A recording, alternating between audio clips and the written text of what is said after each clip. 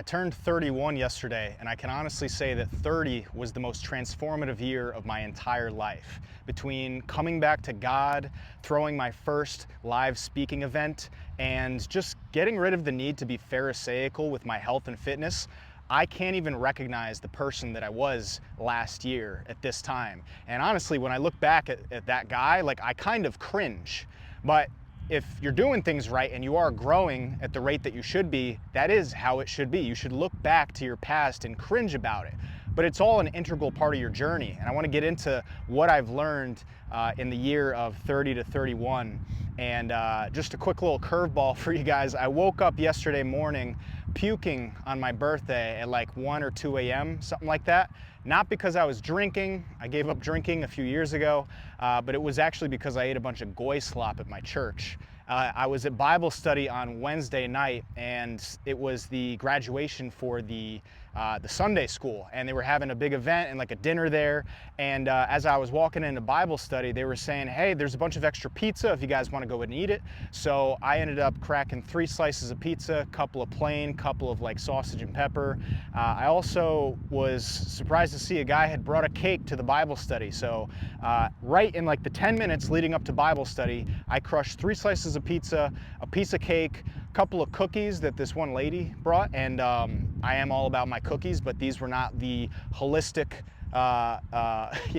more holistic type ingredients that I get from like Miller's Biofarm or whichever. They were actually just probably from like ShopRite or Stop and Shop or something like that. And no offense to her, but I ate all this stuff and I decided to wash it down with a Greek soda, which was still like no sugar and whatnot, but the fact that it was carbonated, I think just dumping that all on top of those like seed oil infested foods, when I'm not really even used to eating that stuff, it was a little bit too much for my system. And I guess to that degree, I have made myself a little bit more fragile than I would prefer. It's not like that every time I go out to eat. Like, as I said earlier, I'm not so pharisaical about my fitness anymore to be freaking out about whether or not there's seed oils in the food if I go out to eat with my friends or my family.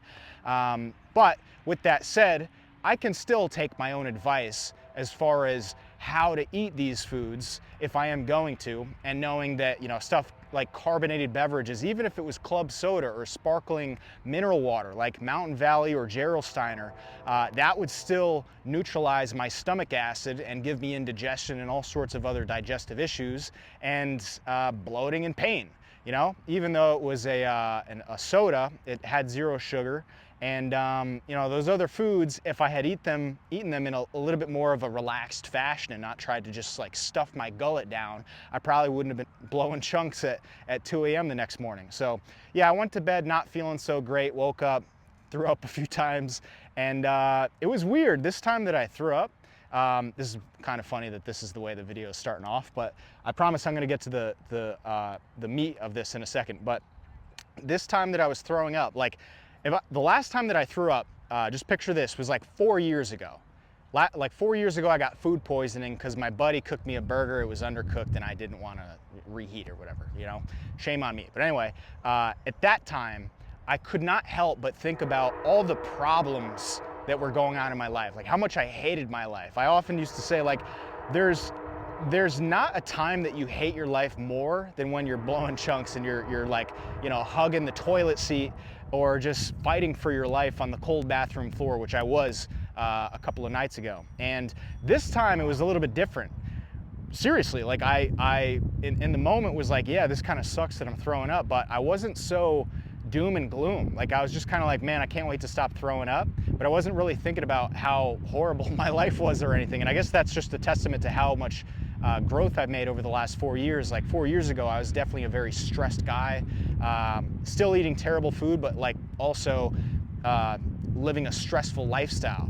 I made a video recently about how sometimes the stress is more toxic than the food itself, and that comes down to your thoughts, your mindset, and how just thinking about stuff in the wrong light and the wrong perspective can really have an effect on your digestion. But in any case, I just realized, like, man, this isn't so bad. Like, I'm just happy that I'm not throwing up anymore. Like, once that feeling finally wore off of nausea, after a couple of sessions of that at like 4 or 6 a.m., whenever it finally wore off, And then what I decided to do was go to the beach and get a little bit of rejuvenating sunlight, some grounding. Unfortunately, it was a little bit too windy for my liking, so that's why I'm here at the Kensico Dam here, just getting some grounding in, some more sunlight. Had some blueberries earlier, crushing some vitamin C, getting that hydration back in after I just got rid of everything that I had in me.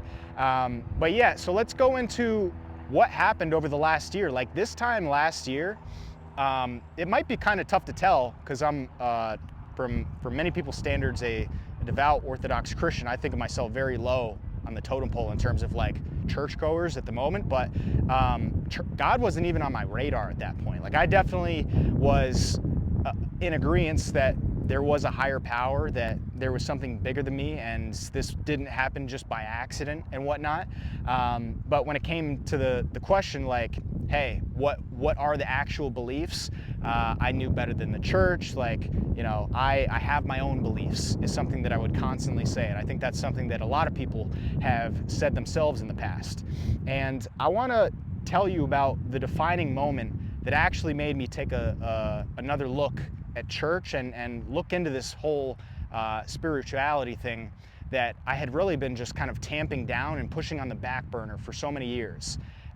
Again, this is a personal problem that I've had, is I've pushed things off until I basically just can't really deal with them. I can't stand to not deal with them anymore. Like I basically just push it off until it gets so bottled up that I just like go 0 to 100 real quick. But in any case, I had met this girl who over the summer was an Orthodox Christian, and I thought that was great. And she was very passionate about it, and I thought it was cute at the time. And you know, everybody's got their thing, but I was like, yeah, I'm not really there. Like that's good for her, but not for me. And it came up to the question. We were down in Brooklyn, New York, just like looking over the bridge. I think we had just gotten some ice cream at like Van Leeuwen or something. That's an ice cream brand that I stand behind if you are gonna get some. Like I saw an ice cream truck driving by here a little bit ago. Probably don't want the ice cream for there, but still I could also argue, hey, the cortisol dropping properties of that ice cream would benefit me more than the seed oils or whatever is inside them would hurt me. But in any case, we're watching the bridge, we're talking about like some serious stuff, like the concept of God comes up. And she was asking me, like, do you believe Jesus is God? And I said to myself, like, nah, like, I believe in God and all that, but like, I don't know, I can't really get behind the whole Jesus thing. And she said something to me that really struck me. And she said to me, I can't be with somebody that's not Christian. And for a second, I was like, what is this chick's deal? Like, is she serious right now? Like, what is she trying to prove? And it really made me think. I was like, how is this chick so serious that she's willing to put up that sort of a boundary? Like, what the heck is her problem? I was almost like offended for a second. But then I started to think, like, hey, maybe there's something there. Like, how can she be so certain and I'm just over here like, nah, it's not that simple. And a lot of my mentors, Trey Cockrum, John Mark, Owen Cook, like all these guys believe Jesus is God. Like these and so many more other mentors that I had are Christians, and people have just been chipping away at me over the years. Funny enough, it was a girl that you know, was the straw that broke the camel's back. But finally, I just decided, like, hey, everything's going really well in my life. Like I at that point had been just hanging out with my buddies, going to the beach pretty much every weekend. I'm building this business, and it's like my social media account is blowing up. I have all these clients coming in, and I'm living a really purposeful life. Like I'm helping people get in shape. People are skyrocketing their testosterone. They're crushing big numbers on stuff like weighted dips or deadlifts or weighted pull-ups. Their bench presses firing up. Their shoulders and their upper chest and their back, so they got that V taper. That's starting to happen for them. They're becoming more confident. And some real life benefits are coming out of that. Like guys are getting girlfriends, guys are getting promotions at their jobs, guys are like being an inspiration to their friends and family for once. And that was what I was getting almost like high off of. Like this dude had come to me and he was telling me, like, my worst fear is like something that's already happened. Like I don't want it to happen anymore, but my son had poked me in my fat stomach and was making fun of me. And right then and there, I was like, I gotta get this in check. I can't deal with this anymore. And all this sorts of stuff is falling into my lap so that I can help people transcend and overcome these things so that they can live the life that they dreamed of always as they were a kid. Like we all have these giant dreams that eventually we sort of go soft on, which maybe I can touch on in a little bit. But again, just reiterating, I had everything that I wanted pretty much. And I was just like living that lifestyle, that laptop lifestyle, so to speak, just kind of setting my own schedule, greatest health I've ever had, greatest physique I've ever had. And I thought to myself, like, why don't I come at this from a proactive standpoint? Like a lot of people go to God as a reactionary thing, like something terrible happens in their lives, or they have like a health scare and they think that they almost died, or somebody in their family almost dies, or they have just like a come-to moment where they can't deny that they need to figure what's going out here. And no offense to anybody that does come to God from those standpoints, like everybody's got their own journey. But at this point, I was basically just like, okay, things are going great. Why don't I just take another look? And so I started going to church, and it was through like, this is the big point. And this is why it's so important to be outward about your faith, but also about your fitness and your health and your transformative years, like my 30 to 31 year was. And if you are outward about these things, it's going to be inspiring to the people around you, and you're going to call them up to a higher standard. So just like that girl had inspired me to take another look into this, and then I went from 0 to 100, right? I just involved myself in the life of the church. I went like once or twice, and I was hooked. Once I met my priest and his wife, like his wife is actually the one that walked up to me, Presbytera Melanie. She walked up to me and she was like, "You're new, who are you?" And she introduced me to like everybody in the church. The archdeacon, like the deacon of the archbishop, which was actually pretty cool. He was there the second time that I went. My priest, Father Elias and Father George, and a bunch of other people in the church. And I was just consumed by the community. And then I started learning more and more about the theology. And then, eventually I was chrismated from Catholic to Orthodox, which I can get into in another video. But I just wanted to explain this, that it was that girl that sparked this rapid transformation in myself. But it wasn't only her, because when I got to church and I started listening to the other people, like she wasn't going to my church, so there's a completely different community inside of this church. And like one of the guys at the Bible study that I was at the other night, he was there months ago. And this is something I mentioned on my Instagram story maybe like a month ago. If you're not following me on Instagram, it's Garrett, Garrett _SALEM. Go follow me on there to see what I'm doing right now.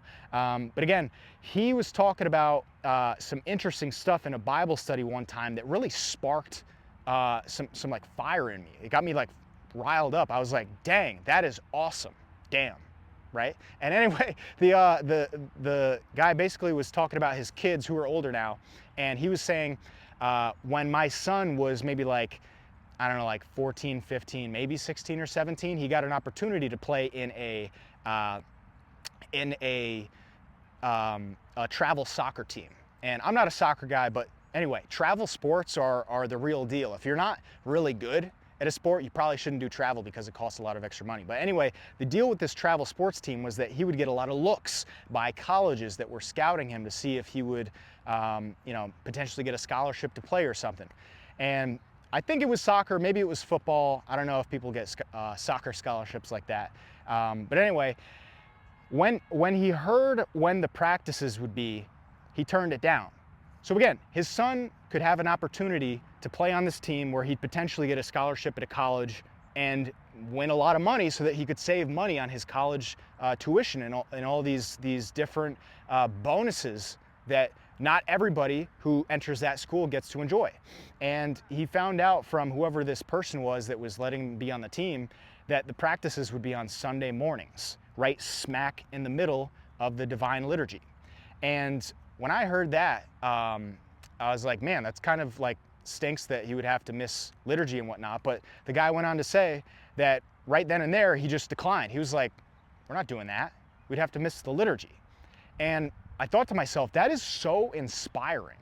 Like that is a perfect example of loving God more than loving the world. Most people would be like, sorry church, sorry father, sorry whoever, sorry family, sorry son, we're not going to go to church. We're actually going to have you practice on this team that doesn't care about your soul, right? And I'm not here to get on a soapbox and talk about like why somebody should choose church over the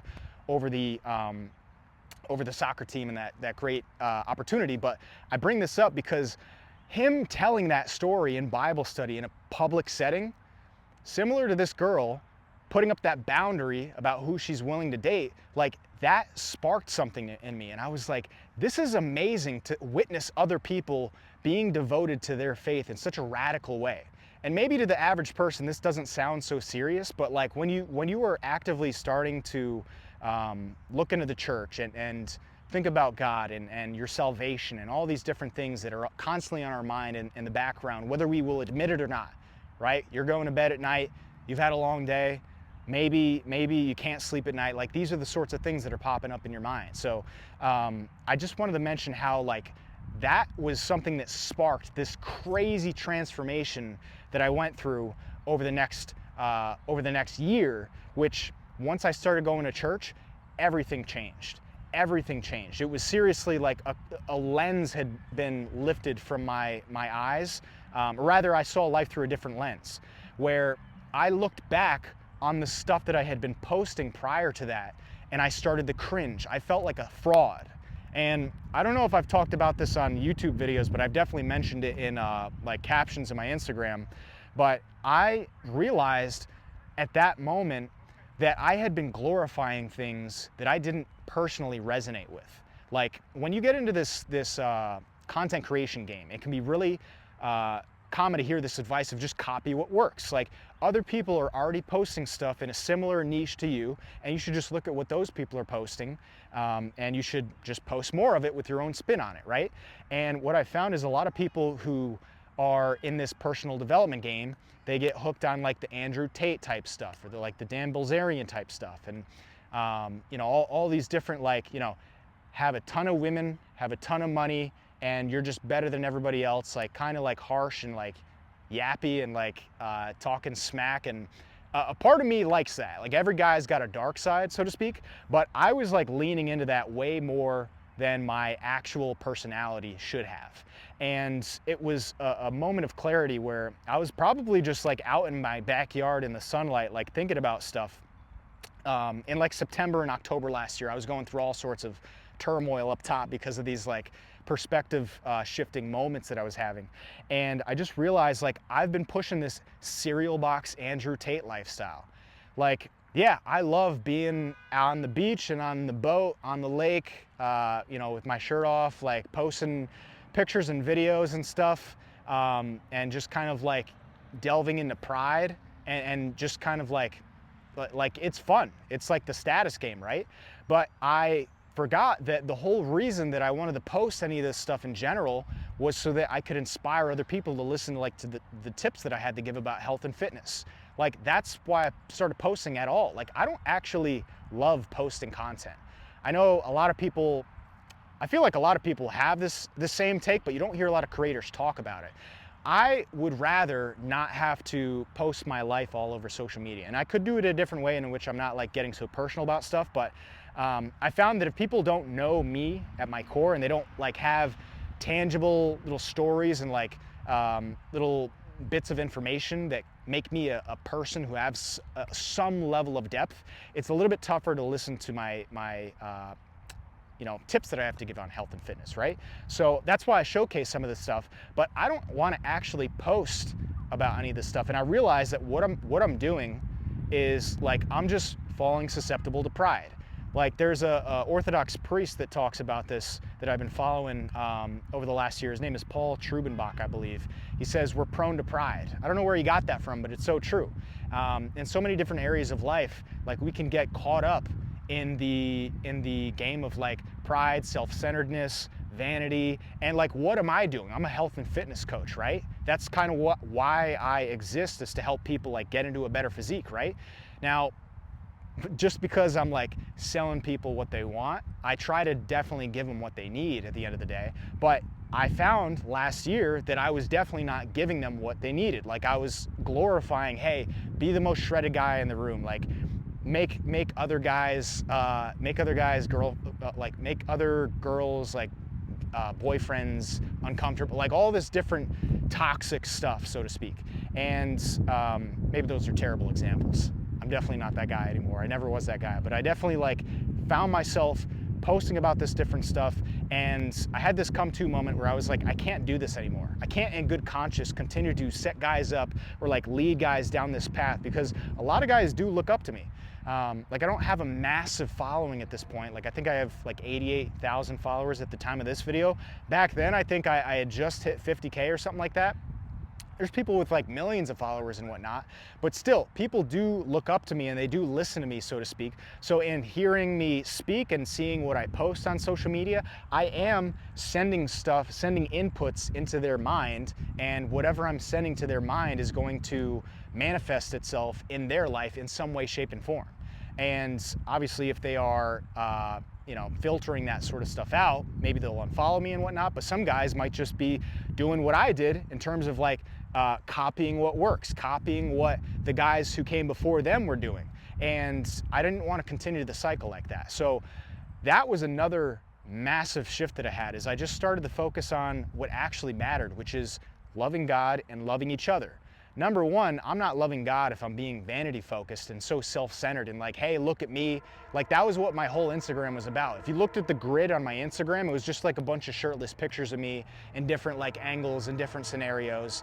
And that's definitely got to still be a part of my brand, because I am a fitness coach, and I got to, sell people what they want, to give them what they need, whatnot. But I definitely wanted to shift the focus to get, number one, start setting guys on the right path, but also start to attract people that I would be a better fit to work with, right? Like the guy that is not, like God is not on his radar. Like I still make content like this so that people can hear this stuff, and maybe it'll spark interest in them to go to their local church, or at least start watching YouTube videos, or like looking into it in some way, shape, and form. Like I got to do my part in that way. But again, like I want to work with other people who have similar beliefs, right? It's going to be a better fit for them. It's going to be a better fit for me. And he's more likely to get results if he trusts me and he knows about my story and about my, not only my wins and my benefits that I've made from this health and fitness game, but also like the detriments that I've fallen to and like my mistakes. And that's kind of what my whole channel is set up about, is like, I am not perfect at this, and I never was. And everything that I've learned and that I'm showing you came from a massive screw up that I made at some point in my journey, right? From starting to work out, or like not even working out in the beginning of my journey. Like I just played hockey growing up, and I thought to myself, like, yeah, I'm tough as nails, so I don't need to get in shape. Like, even though I'm skinny as heck, people will just deal with the fact that I don't have an impressive physique because of my demeanor and because of my ability to kind of like put people in their place. Like if I even could do that, maybe it was just me up top thinking a little bit too much of myself. Then there was the point where I started working out, but I was just doing anything just to start moving, right? And that's definitely a part of the journey. But then there was like, I figured out about calories and macros, and I get shredded within a matter of like 6 to 8 weeks or whatever. And then there's the point where I took that too far, and I was too focused on calories and macros, and I destroyed my hormonal health back in like 2021. And then from there forward, I started leaning only on hormones. Like if it doesn't help my hormones, I don't want to put it in my body. And I leaned on that very, very hard until, as I said earlier, I got very pharisaical about it. I became the seed oil psycho at the restaurant, where I was like, I don't want to go there. I don't want to go there and destroy my gut today. I don't want to feel like I'm hungover after leaving this burger joint or wherever we were deciding to go. I don't want to make my family feel bad about the food that they just made me. I don't want to make my grandma cry with this meal that she just made with love. And then I just started to realize, like, hey, don't forget the essence of why we're doing this. It's to leverage your health to get more out of life, never the other way around. When it becomes the other way around, you become like one of the Pharisees, where you're so focused on being perfect on the outside, but on the inside, you're unclean, you're a POS, you're a con artist, you're like a snake oil salesman, you're like somebody that's just trying to polish a turd at the end of the day. And in any case, I got off my my high and mighty horse, and my physique improved from there forward. Like I got even healthier and even more shredded, and like I was able to keep my physique without even following my diet so strictly anymore. Because if I did go out to eat and I did go off of my diet, so to speak, it wouldn't be such a detriment to my six pack or my vascularity and whatnot. Like I wouldn't get such water retention after the meal and whatnot. Kind of funny enough, after I was puking up all the goy slop the other night, I went to the beach yesterday and I was more shredded than ever. This isn't a invitation to go puke. Like I'm not trying to create like an eating disorder in anybody, but it's kind of funny how that works. But anyway, yeah, other things over the rest of the year, I just started to realize like, hey, I want to start sharing information that is going to create a better man, and then everything on the outside will work itself out. Like I was just down in Tampa, Florida for the Entrepreneur Summit with Andy Elliott and Myron Golden. Say what you want about them, but I saw a different Andy Elliott if I've ever seen one this past 2 weeks ago. He talked about follow God and work on your relationship. He said things like, chase the man, don't chase the money. If you work on your personal development, and that's kind of like the same thing that I talk about. If I focus on my hormonal health, or nowadays I would say if I just focus on being a human in a way, not necessarily that I need to be so ancestral and like primal and like not eat anything that's not modern, but like definitely just like living as a human 24/7 and definitely living as a human of my time. I don't want to go and eat some pineapple slices dipped in Kool-Aid or whatever that trend is nowadays, that you see the biggest, fattest, roundest piece of whatever you've ever seen. I don't know what's going on with that trend. Seems like a bunch of, I don't even know. I'm gonna move on. But anyway, I wanted to talk about how to obviously get your body in check, but also get your mind in check, because your mind affects your body just as much as your body affects your mind. It's like they work hand in hand, vice versa. Somebody that just focuses on the hormones and like becomes that Brian Johnson guy, the guy, his whole thing is don't die. He says he's gonna live to like 180 years old. Or I think that might be, what's the guy's name? David Asprey. Says that he's gonna live to be 180 years old. But yeah, Brian Johnson is the guy that looks like a vampire. He's got his own thing going on, pretty cool, but he seems like he's delving a little bit more into health than he is his life. I don't really see myself drinking my son's blood anytime soon. If I ever, God willing, have a son, like I cannot see myself drinking his blood as a way to improve my life expectancy or whatever the rationale is behind that. Like I want to be the guy that is eating a home-cooked meal that was made by his wife, made with love, that might not have the perfect ingredients. Ideally, they have both, where you made with love and the perfect ingredients. But either way, I'm just focused on what's around me. I'm focused on my family, having fun, cracking jokes, and just making sure that we're enjoying this short time that we have with each other. And that just goes back to like loving God and loving each other. If you idolize your health, you can't be loving God. You can't serve two masters. And I have definitely been in that realm. And this was like, I don't think people understand how big of a breakthrough this was for me. Like for so long, for the last decade, I've been so hyper focused on health and my physique that I've forgotten about like what's going on in front of me. And there were definitely little tidbits of times where I was like, being very purposeful and whatnot. Like I talked about how I was definitely like making a difference in the world, helping guys level up their physique and level up their life and calm the nerves, so to speak, so they could focus on bigger and better things than their health. But I didn't realize that I might have been creating like the biggest slippery slope that any of them might have to ever deal with. Like I don't want to get people hooked on being so hyper focused about their body weight or their body fat percentage or their testosterone. Like I always talk about testosterone and whatnot. And I think this is a big thing that happened for me in the last year too, is like I talk about testosterone, I talk about, boosting your thyroid and keeping your body fat percentage in check, so to speak, but you can't see any of this on your forehead when you're walking around. Does it really matter? Like if you were a caveman, so to speak, or you were a prehistoric human, you're not supposed to know what your hemoglobin is. Maybe there was a word for testosterone because high testosterone guys do high testosterone things, which usually includes loving God and loving each other, you know, taking care of your community, your family, and taking care of business when bad stuff does happen, and just making sure you're taking care of your flock. But they didn't care about their testosterone. Like, they weren't glorifying that. That's not the point of life. And that's kind of what I've come to over the last year is like, yeah, I want to get my testosterone as high as possible, but I don't really necessarily care what it is, and I'm not going to sacrifice life just to keep my testosterone high, so to speak. Like an example is over the last 2 weekends, I was down in, 2 weeks ago, the 2 weeks prior, I was down in St. Louis, Missouri for a weekend with the Modern Exodus.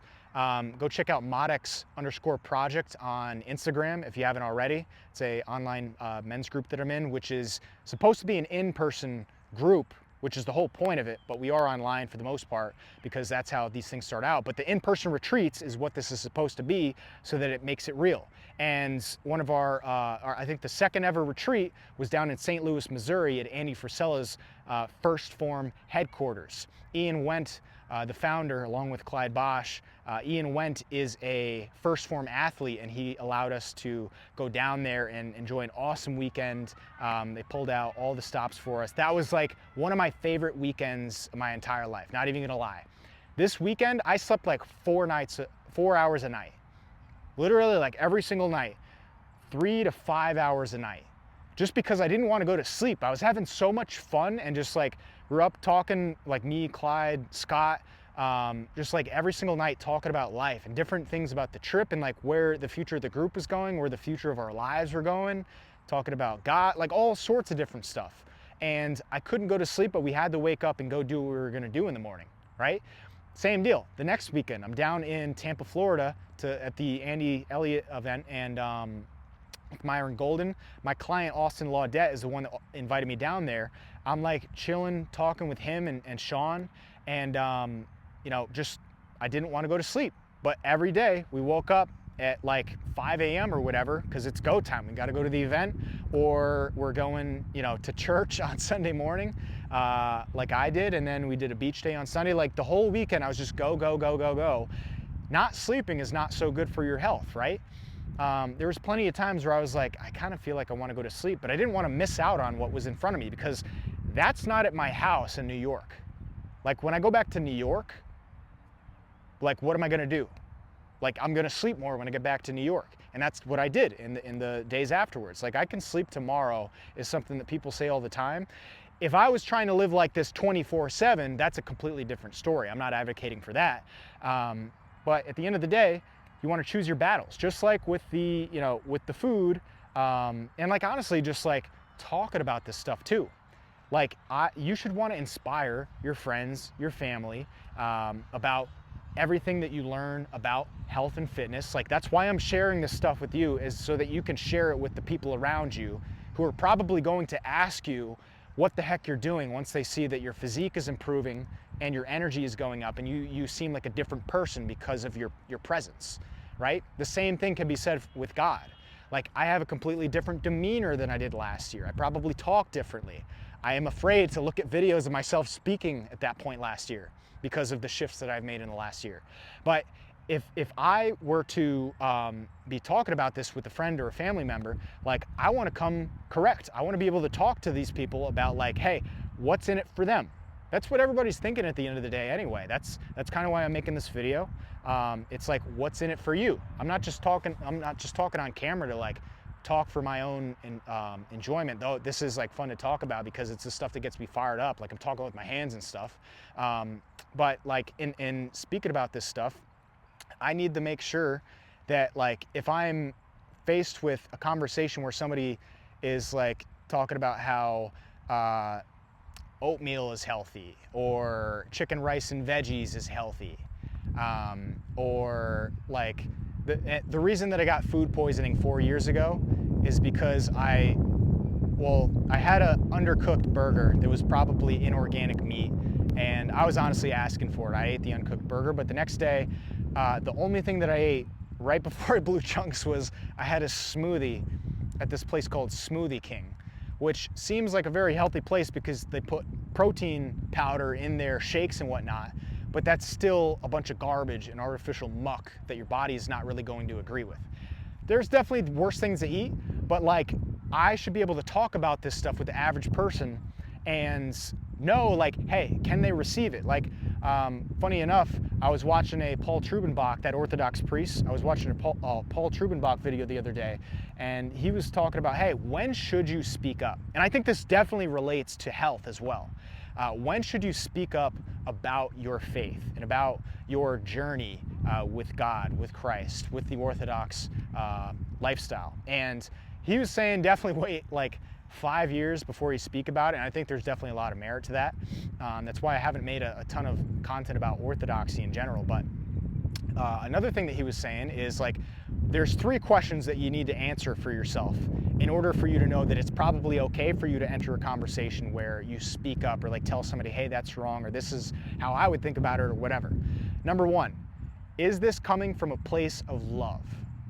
So if you are, or actually no, I'll pull that back a second. The first one was, is this true?